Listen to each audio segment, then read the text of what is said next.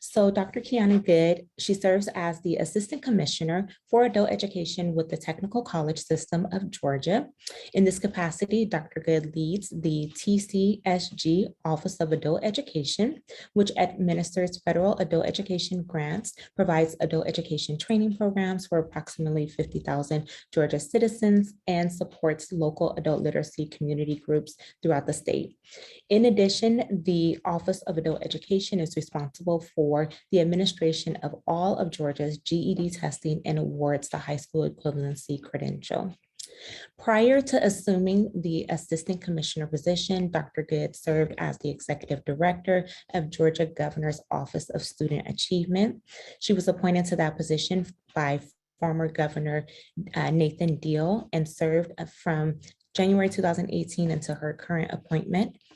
Dr. Good previously served as the Deputy Director with the Governor's Office of Student Achievement. And prior to that role, she held several senior level leadership positions within the Georgia Department of Education. Dr. Good has experience as both a high school and elementary school teacher. She has also worked as an overseeing partner of the New Teacher Project's Georgia Teaching Fellows, and as the Managing Director of the Teach for America Leadership Initiative. Dr. Good earned a bachelor's degree in English literature from Fisk University, a master's degree in education from Georgia State University, and a doctoral degree in educational leadership from Mercer University. She and her two children live in Gwinnett County, Georgia.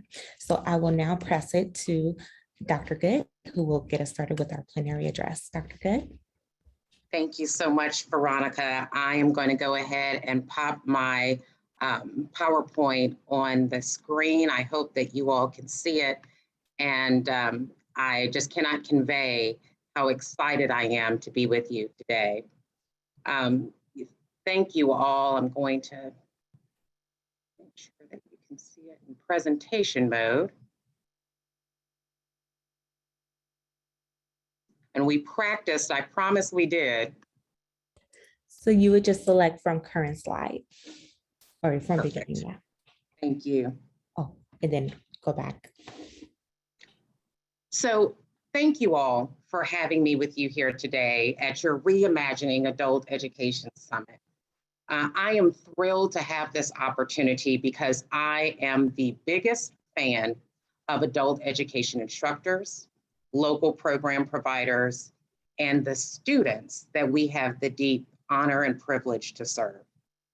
California adult educators, I know that this is incredibly noble work, and I hope that you know that it is just a tremendous personal honor for me to be here with you this morning. When I was first approached by Veronica about speaking to you all, I admit I was a little bit confused and more than a little bit concerned. You see, I'm not a national speaker. I don't have a story about how Georgia's adult education program was terrible and until I came and sort of magically whipped things into shape.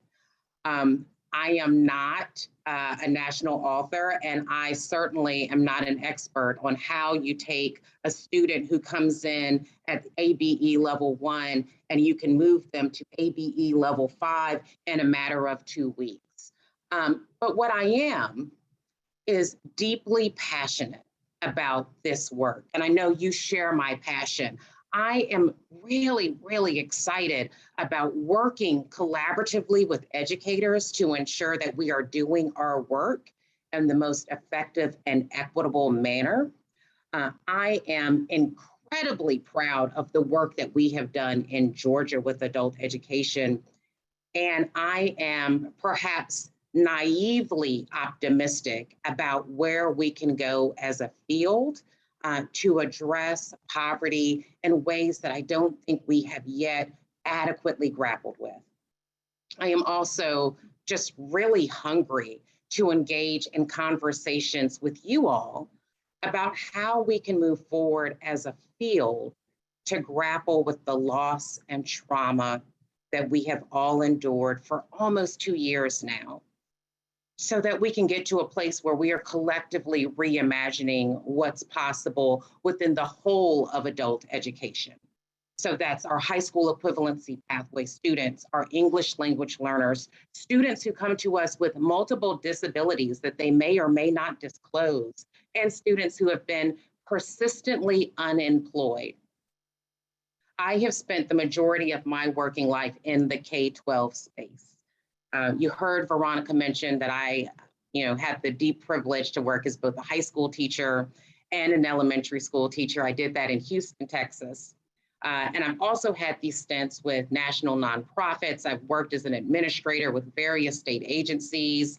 My whole career has really allowed me to be really a proactive advocate for helping educators really meet the needs of kids.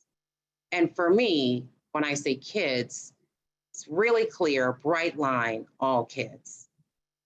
So at the end of 2018, I decided to move into something way outside of my comfort zone, and that was to take this position as the state director for Georgia's adult education program. So I'm gonna let you in on a secret. Although I've been involved in education for 20 some odd years, I had an oversimplified notion of what happens within this adult education space. To me at that time, GED and adult education were synonymous. I was completely unaware about the scope and frankly, the impact of what we do. Providing instruction for the most vulnerable, building bridges towards opportunity. I inherited an amazing team in Georgia with a legacy of successful implementation of computer-based GED testing, really strong program performance, smart and tenured staffers. This is an example of our website. You can see that we have a whole lot going on within one office. Within our first year together, I made some slight tweaks to our work. An online intake form based upon a conversation that I had with one of our program administrators who said they brought in close to 2,500 students a year. And if we could just move away from doing all of the data entry for all of those students via a Word document. Done. We were able to explore new pathways for the 1.1 million Georgians who lacked a high school equivalency. And every adult ed program in Georgia had some component of workforce training. We were rocking and rolling. Tweaks. Life was really good for us. And we were all riding that high when we had our end of the year, student of the year celebration and instructor of the year celebration. That event had all 30 programs, which represents 22 technical colleges, at that point, 5 community-based organizations and 3 school districts. They were all represented. We were having a wonderful time, lots of pictures, press, it was wonderful. The event ended March 11th, 2020. On March 13th of 2020, the world, as we all knew it, simply disappeared. Since that time, we have all, every single one of us, dealt with unimaginable loss, grief, frustration, confusion for 19 months and counting. We all collectively witnessed viral images of violent racism, a deep political fracture within our country, and we watched many families truly suffer from lack of digital access. We observed 2 different workforce phenomena, essentials and remotes. The discomfort that we all felt when attempting to pivot to virtual instruction revealed great canyons of issues with access and equity. But we all had to learn to allow that discomfort to become a catalyst. During the first few months of the global shutdown, I have to be 100% vulnerable and honest. I had to grapple with the fact that I had misunderstood the assignment and purpose of where we needed to go in Georgia to best serve our students. Frankly, Tinkering with intake forms and creating isolated programs is not enough for us to transform the lifelong trajectory of our students within this new framework. In Georgia, that meant taking a hard look at how we structured our work. In 2019, we had 100% of our programs offering an integrated education and training IET program, not just within our IELCE. Every single program had an IET. We had equality in programming. Please don't misunderstand. I'm really proud of that. I'm proud that we decided that IET was important enough for all of our programs to figure out how to provide this contextualized, concurrent workforce preparation training. We had hundreds of students earning skilled credentials, either while learning English or working towards their high school equivalency credential. In 2021, however, we started questioning, did we have equity in our IET offerings across programs? We all know that equality is providing the same opportunities to all students. But yes, all students in our program had the opportunity to participate in an IET. But we also know that equity is giving very specific resources and support to bring students to the same opportunity level as their peers. Our rural peers to urban peers, our non-native English speaking peers to native English speaking peers, our singled non-partnered peers to family caregivers. We didn't have equity in our IET programming. We also started really looking at the credentials earned and their job placement. We started looking at the average wage. It was shockingly low in all categories. Our students on average were exiting our program, and we have an exceptionally high Social Security number identification rate, respond rate amongst our students. So we're able to do a data match with our Department of Labor. So these numbers are pretty accurate. We had students who were exiting our program 6 months to 12 months who were earning $16,000 a year. We had to grapple with the fact that we were educating our students to remain in poverty. As an aside, we all have this data. We all report our wage data 6 months after exit and then again 12 months after exit. I strongly encourage all of us within this field to know what that looks like and to really allow that to be a key metric for our success. I was fascinated to see that in California, your data, it's just presented so beautifully on your adult education pipeline. You have this data at your fingertips. That $16,000 wage, though, haunts me. We began to internally think about how we could influence this amount within our context. Quickly, we realized that our IETs needed to evolve. An IET for English language learners with ServSafe is probably not the credential that will lift them out of poverty. We needed to deeply understand workforce needs, and we needed to shift our focus less on finding what jobs are available to finding what family-sustaining wage careers could we assist our students in pursuing. We are looking in Georgia to increase our IET participants from 472 over the past year to 833 by 2024, with the goal that 70% of our participants will be employed in their training field within 6 months of exit. So this is huge. This significantly transforms how we craft our IET offerings, how we quantify our success, how we train our instructors. There are thorny issues that we still have to figure out. I do not have all the answers today. IET for recent newcomers to this country is notoriously difficult to figure out. We recently received a Strengthening Community College grant from the US Department of Labor, and we are building out a few bridge IET programs that we're hoping can better prepare our students who are still grappling with learning English. We are also trying to figure out what's the appropriate length of some of these more rigorous IETs, because we know that we have busy parents who are struggling just to attend their regular course offerings.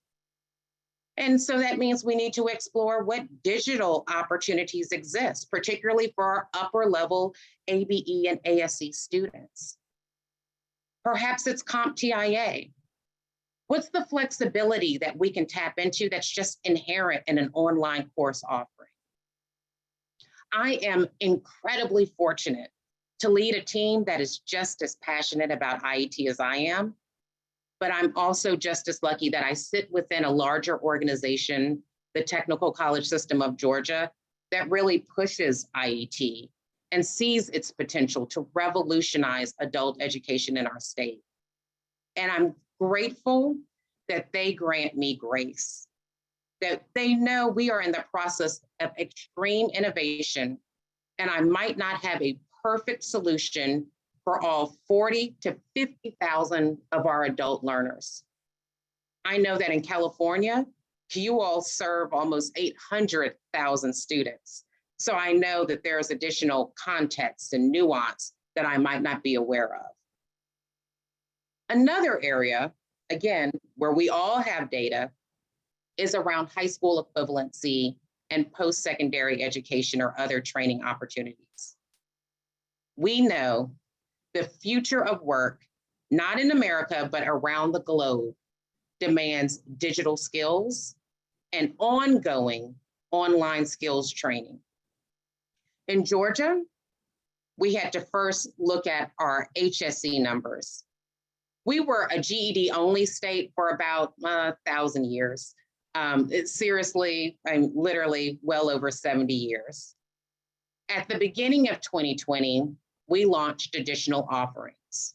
The high set, because we know that people like choice. It's the reason why we have the SAT and the ACT. It's the reason why some folks prefer to take the GRE and others the MAT. Frankly, at the state level, we decided that we were agnostic as long as folks can be successful in earning a recognized HSE credential. We also launched a non-tested pathway that combines previously earned high school credit with course-based high school classes and college classes. Prior to the pandemic, we were graduating around 10,000 GED credentialed individuals in a given year.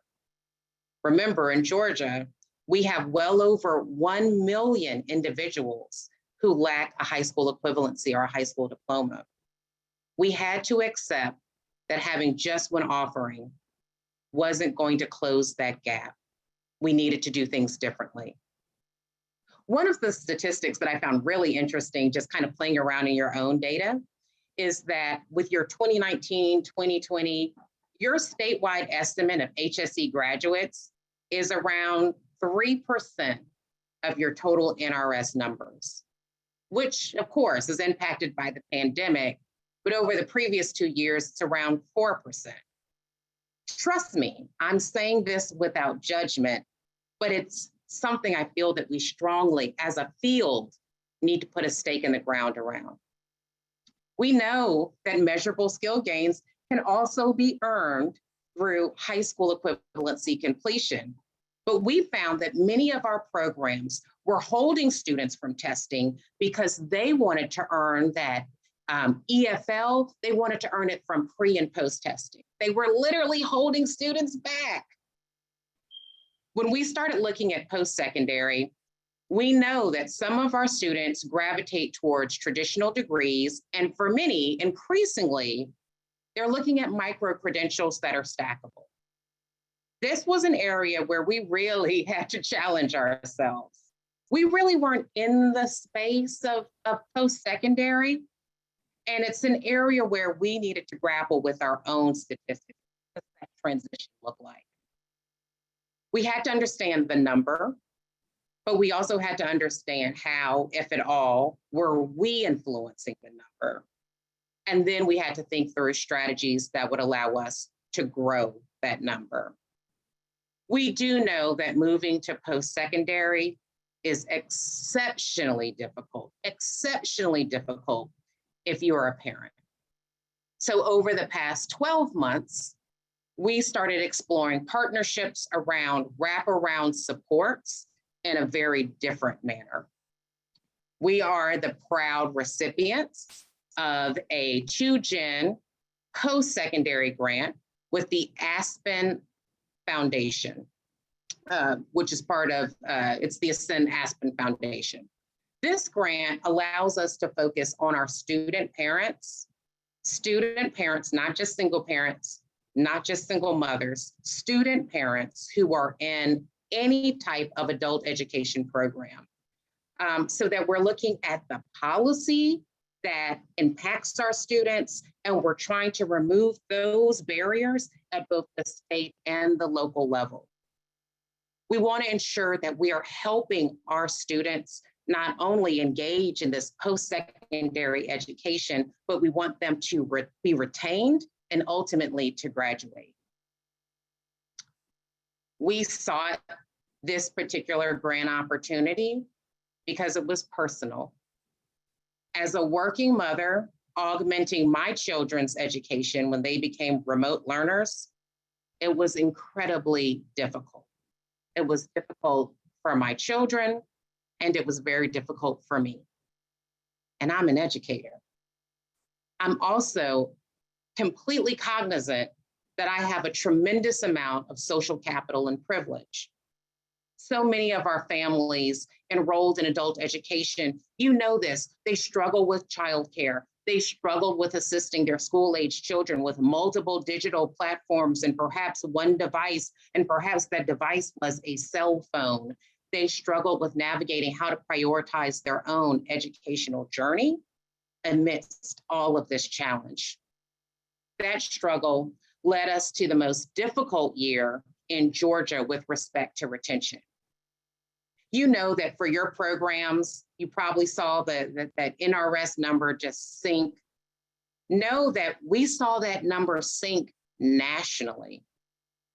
We've started creating partnerships at the state level in Georgia to engage families in new ways to eliminate policy barriers and to access additional funding to ensure that family members enrolled in any adult education class know that we are concerned about their entire family's economic, educational, and social well-being. It is not enough for us to get MSGs and think that our work is done. We want to award our students access to excellent healthcare, adequate housing, and jobs that pay living wages. These changes require us to reform, quite literally, to make changes in how we think about our work in order to improve. In Georgia, that has meant revising our vision, our mission, our priorities, and even our core beliefs. We are now committed to doing two things really well: delivering high-quality services and improving the lives of adult learners.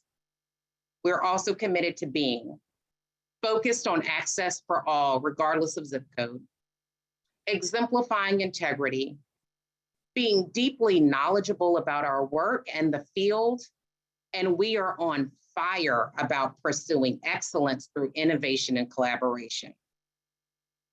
This work and the challenges are frankly too complex, too nuanced, too entrenched to be arrogant enough to think that this is something that we can do by ourselves. We are constantly chasing partnerships with local workforce boards, employers, and supportive partners across agencies, from the early care and learning, the Department of Education, the Department of Corrections, Health and Human Services as examples.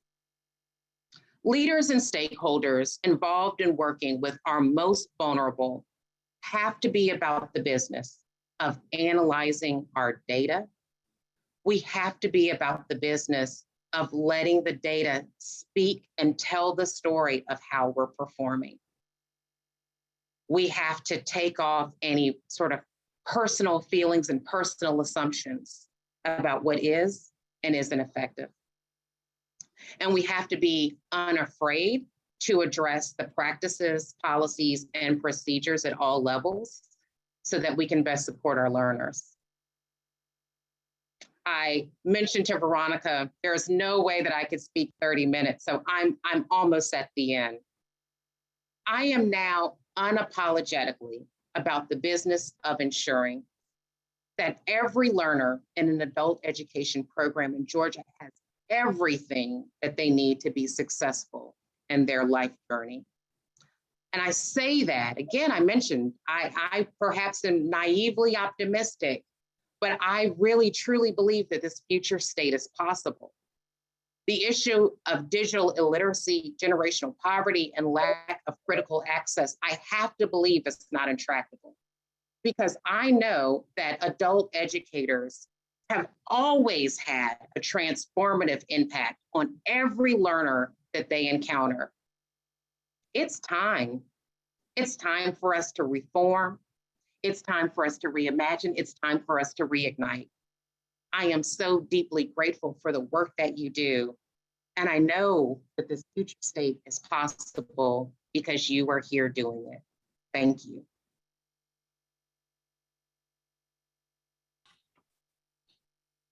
Thank you, Dr. Good, for that plenary address. Although you said that you were not going to take up the 30 minutes, we are after 9 o'clock. So you took up the 30 minutes and we appreciate it. You made some really, really, really great points. And I wholeheartedly appreciate your authenticity as well as your vulnerability when naming some of the encounters that you addressed at the beginning of the pandemic and even at the start of your tenure and your appointment in your current role. So we definitely appreciate that. And in the chat, you have some people who are saying thank you for your address and your presentation. And so if anyone has any questions, we do have a little bit of time for Q&As. So if you have any questions of Dr. Good, we will definitely take those at this time. We do have a couple of questions that we would like to ask you just to kick off the conversation. So the first one being, you mentioned, addressing the whole learner and making sure that our systems provide services to address the whole learner and their experience in the real world, whether it be, parenting, the educational attainment and how that translates into livable wages and jobs and things of that nature. So when you think about the student-centered approach in meeting the needs of the whole adult learner, what are your thoughts on adult learners being a part of the decision-making process? So that notion of adult learners having a seat at the table. So I think that's the only way to accomplish it. I love the question because when I talked about the Aspen grant, that was a really important element to us. On every local council, we have to have student voice. And again, we did not want to be, where we're prescribing, it has to be a single mother. It has to be a single father. In fact, we've said it just needs to be someone who is working within their family context. But we want to hear their voice. I can't tell you what your challenges are. I need you to share with me, and I need you to share with me where we also knocked it out the park for you, so that we're able to expand that. We also, honestly, one of the best things that we ever could have done is we started a marketing campaign. We knew we needed to rebrand our work because it is so expansive. And we did that, and we were actually able to survey our students. And there was a lot of concern at first. With the literacy rate, and everyone doesn't speak English. And I was like, yeah, but we can get translators, right? Yeah, we can, make sure that we're not asking 10,000 questions in the survey, but, let's just see. The response was overwhelming. The response was absolutely overwhelming. And it's just something that we do every year now. We don't evaluate ourselves. We don't make any policy changes without student voice. And I would highly encourage anyone engaged in this work to make sure they're not neglecting literally who we are serving as we're making decisions. Absolutely. The student voice is extremely important as they are the receivers of the programs and services that we provide. So absolutely. We do have a question from Sheila in the chat. So she says, Dr. Good, how important is it to network with and build partnerships with outside organizations in order to support the whole learner? Again, I don't think we can do this work alone. I'm not an employer. I'm not Home Depot. I'm not Sam's Club. I am not Google. I don't know what their needs are, but I am positive that we have the workforce that they're looking for. And if we can partner together, the woes that they have about filling these critical vacancies, we could probably tap into the folks who are hungry. Like, they have volunteered themselves for this journey. They are hungry for what this future state for their lives could be. I'm shameless. I'm annoying to a lot of different partners because I'm always like, we have the folks. How can we partner together? I mentioned some of the agencies that we've been working with. For the Department of Early Care and Learning, it really is, there shouldn't be a wrong door. If you are enrolling your child in, whether you need childcare for your toddler or whether you're looking for aftercare, we need to ask the question, they need to ask the question, do you need to earn your high school diploma? Do you need, English language services? When you're signing your child up, we can check this box and already automatically enroll you in adult education and vice versa. I think when we make those supports available, we truly are, addressing the whole learner. It's a great question. Great. And any other questions, definitely post them in the chat. We will make sure, okay, we have another one that has come in. Thank you, Wendy. How have you worked with faculty/instructors and institutions to shift their focus to training for higher wage jobs? So the very first thing that we're doing is sharing the number. I mean, weren't you all shocked when you heard me say $16,000? And even in rural Georgia, with the cost of living, you are still in poverty. So just having that as a common metric in aggregate that we can all agree on is shockingly low has been huge. It has been incumbent upon us at the system office to provide some supports around what does that look like, and to help, I sit on the state workforce board, and I understand that that operates very differently from those local workforce boards. So we've also been trying to do a better job at having that group better collaborate. So Title I better collaborate with Title II, because each local workforce board is always thinking about wage. And so if they're thinking about wage and we want them to fund some of our programs, but we're not thinking about wage, that's a huge disconnect.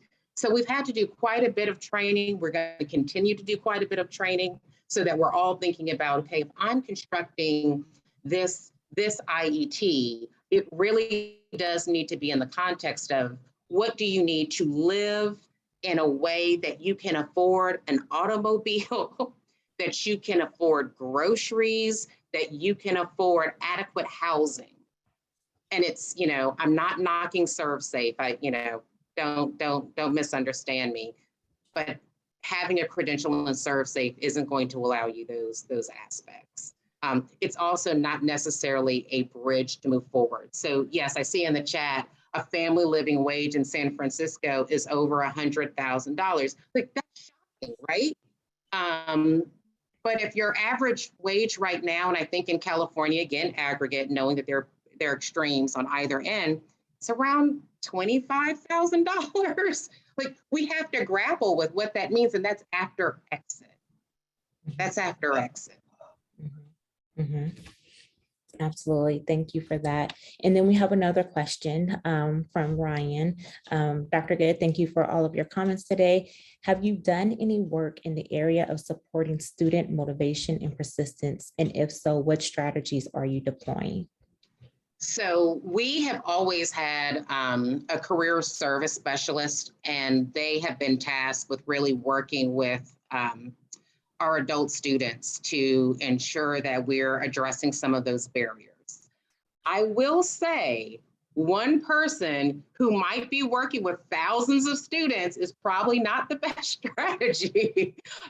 It also doesn't take a rocket scientist to figure out that there are probably other strategies that we can employ, because our students do have they do have cell phones, right? And so we have been really fortunate. I have been really annoying. Our commissioner has been really supportive, that we've started looking at some CRM solutions that we previously didn't grapple with. I want to take some of the work off of my career serve specialist and off of my local programs. So I want to be like the gym that you go to at the beginning of January, and you do the free trial. And you do the free trial, and then after the first 2 weeks, you're like, yeah, life has happened. It's really difficult. And they start to stalk you, but in a really positive way. We have the access to that technology. So we're actually going to put all of our students who allow us to, sign them up for it. We're going to put them in it, and they're going to get messages of encouragement. Not just we missed you in class, but also you really rocked it out when you passed the math GED test the other day. We're so excited. We can't wait for you to finish up. I believe that has the potential to be particularly powerful. And the reason why I say that is because we actually have engaged in this campaign for students who just have one more test to go. We have around 4,000 of those folks. And there were so many misconceptions. Just sending one email allowed them to reach out and say, oh, I thought my score is expired. Oh, I thought that, the ranges changed. Oh, I thought, and we were able to provide them sort of the one-on-one support. We can use technology for good. It doesn't always have to be, for bad. So that's one of the ways. We also honestly are trying to do a lot around providing supports for mental wellness. A lot of times we talk about mental health, but what we really mean is mental illness. We're trying to shift that to mental wellness of not just our adults, but frankly, the educators who support them as well. And we've actually been infusing that into all of our professional development opportunities. Great, great. Thank you. And then we have a question from Penny. She says, I believe the future was forged throughout the pandemic that digital skills / literacy at all levels can be a solution. Yet many learners and teachers were caught unaware and or unskilled in the tools and capabilities for distance learning. Are any suggestions for helping all gain those basic skills that infiltrate all aspects of our society? This is so difficult, and this is one where I've had to push a bit, and we just started, right? I mean, we're not post-pandemic, we're still in the pandemic. We're just in a different phase of the pandemic. When we all had to pivot online, we had every single learning management platform known to man. Some folks were doing Google, some folks were using Google, and some folks were using, Zappy and this and this and that. We were able to just say, everyone's going to be on Blackboard, and we're going to assist you and provide professional development with Blackboard. That was really difficult. So we spent a lot of time just providing a lot of professional development for our instructors. And we're going to continue. We actually have a Wednesday regular meeting where we just go over tools and tips with Blackboard. We've had to require every single program to have some form of digital skill building within their program, regardless of what type of program, IELCE, ABE, ASE, English language learners, because we know, I would agree strongly, Penny, it's digital literacy is a requirement. It's as much of a requirement as being able to understand, STOP and red means stop. So we have to ensure that we're providing real opportunities for our students to engage in that. And we are we're still building it. I wish I could offer a lot of great suggestions about this has worked. We required it in our, continuation grant, and we're providing professional development. And, after probably a year, we'll probably add some additional elements to our monitoring guide to ensure that folks feel like they understand that this is really important to us, that we're equipping our adults with these digital skills that they need to be successful in this very new world that we have. Mhm. Okay, and then Janae asks, your comments on tracking employment for family sustaining careers is wonderful. However, we don't have high rates of Social Security number disclosure, mostly self-reported. Do you or anyone else have recommendations on how to help track employment data to know if we are educating our students to remain in poverty? So I wish I had a really good answer for you, and I wish I had like some really special way in Georgia that we have such a high rate. I think we have one of the highest rates in the country. We just ask. We just ask, and we explain that no one's going to see it. It's okay. You don't have to worry. And I think that there's just a degree of trust there that our students provided to us. I think with the metrics that you do have, you're collecting it from somewhere. And I'm not sure if it's all self-reported. And if there's a great concern that you have with the self-report, or you actually feel like, based on some matching, if it's self-reported and perhaps they've disclosed their Social Security number, you're able to see that it's actually not wildly off. I think, and I really open this up to anyone else here, if you want to track employment data, I don't know how you do it with a high level of accuracy without the Department of Labor.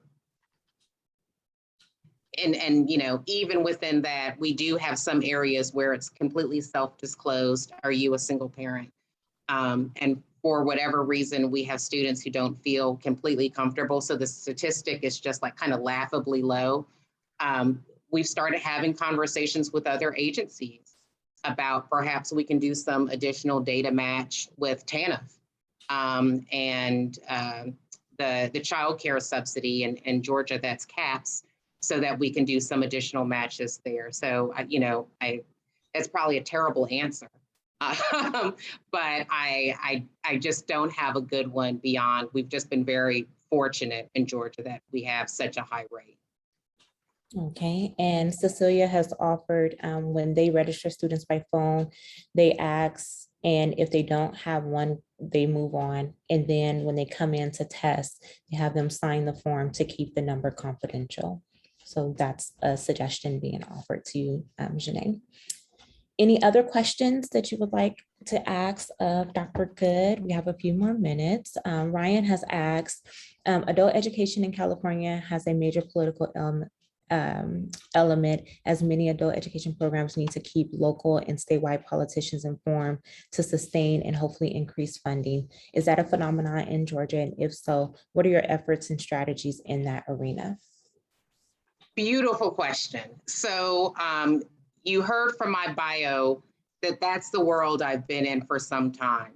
So I understand that as noble as the work of education is, you can't escape the politics of it.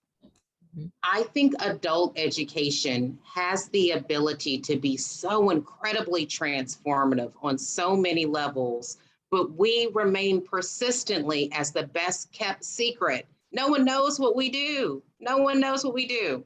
So, I talked about the marketing campaign. The marketing campaign is geared from the student's perspective. And, I mentioned we have this big celebration for a student of the year. We just followed up with them. Like, what are you doing now? Talk about your story. It defies logic that we're not tapping into these folks all over the place. We have people who think that if you earn a GED, you can't go into the military. We all know that's not true. We have folks who came to this country without knowing a word of English, and now they are managers of corporations, and they're doing fantastic work because of the work that you do. No one knows. So the marketing campaign is twofold. One, we certainly want to increase our enrollment in our programs. But two, I want folks to look at it and say, oh my goodness, this is happening in our state. This is wonderful. It's actually a competition for our Student of the Year. Guess who I invite to be the judges? Local and state politicians.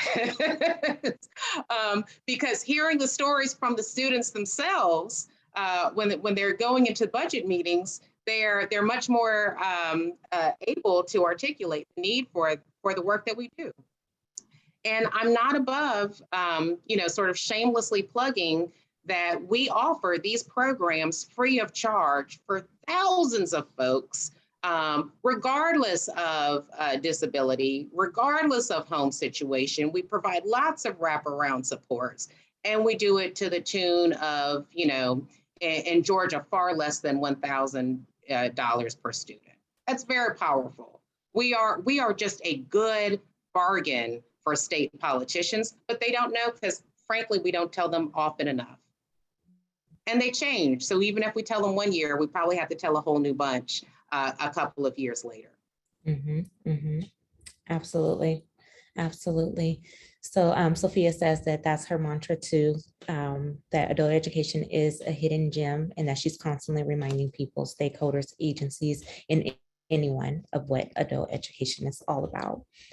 And then Penny talks about celebrating successful students, and each adult school can use those stories to help their local agencies and regions. And she put the link there. I love it. I love sharing and collaborating. I mentioned I was so impressed with your data that I sent it to our folks. I'm like, I want to do what California is doing. Mm-hmm. So I can't wait to look at this link to see your stories about your successful students. Yeah, absolutely. Absolutely. And we, the Technical Assistance Project, we actually just launched a model program website where we are now showcasing model programs. So we'll provide you with that information as well. We celebrated 2 of our programs yesterday during the opening address, and we've been celebrating all of our programs that submitted over the last couple of days. So we can share that information with you as well. And then Sheila asks, Dr. Good, do your adult schools collaborate with local community colleges? So you are a part of the college system. Do you partner with your local adult schools? So, in Georgia, we don't have community colleges. So it's forbidden because of various and sundry reasons. They're only technical colleges. We've been fortunate that every single technical college in the system, so there are 22, they all have an adult education program. And each adult education program is responsible for a metric that rolls up, and it's actually part of that college president's overall evaluation. And I can't say enough about being in a system that has been so supportive of the work that we do. But that being said, the 22 colleges are not our only providers. We do have school system providers, and we also have community-based organizations as well. Okay, yes, thank you for that explanation. So we are coming close to time, so we can take maybe 1 or 2 more questions from the field if you all have them. One additional question that I had to ask, you've actually covered the content for the other questions that I had, so thank you so much for that. One question is, what are some strategies adult educators can utilize to overcome fears of reimagining education resulting from the ongoing disruption that we are still experiencing? So I mentioned it earlier, and I think it's key. We have to, and as educators, I get it. You want to knock it out the park immediately the very first time. It's just impossible, right? So when we had to pivot online, if we had to really think through all the different components and all the different pieces collectively until it was just right, we wouldn't have offered virtual instruction to anyone probably until like next month. Because it is messy and complex and, like fraught with real issues of access. We were thrown into it. And because you all are rock stars, like collectively across the country, we figured out there's some things that really, really work well. There's some things that really, really don't work well. We have to kind of abandon this notion that if it's not perfect, it's not something that we can do.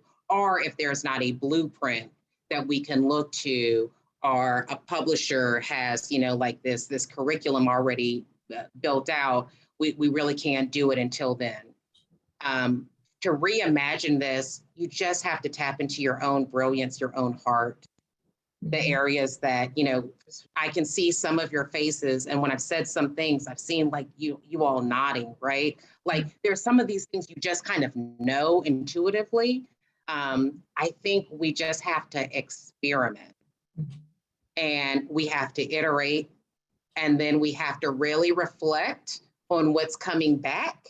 And then we have to continue to iterate, and we have to continue to share what's working and what's not. And I think even these conversations, so, I think one of the areas of beauty with adult education is, we're all educating folks to be successful in the same high school equivalency exams. The NRS assessments are the same across the country. We have one large national association. We should be collaborating across states like crazy all the time. And it's just an area where I think, frankly, we all have to grow more and be more comfortable with that. Absolutely. Thank you so much for that. And not seeing anything else in the chat. So if we do not have any more questions, I'd like to thank you on behalf of the CAP Technical Assistance Project, as well as the CAP, our California Adult Education Program System, and all of our attendees who are in attendance with this plenary address. Thank you so much for your time. We definitely appreciate it. We appreciate your wisdom, again, your authenticity, as well as your vulnerability in speaking about some of the things that you all have experienced in Georgia.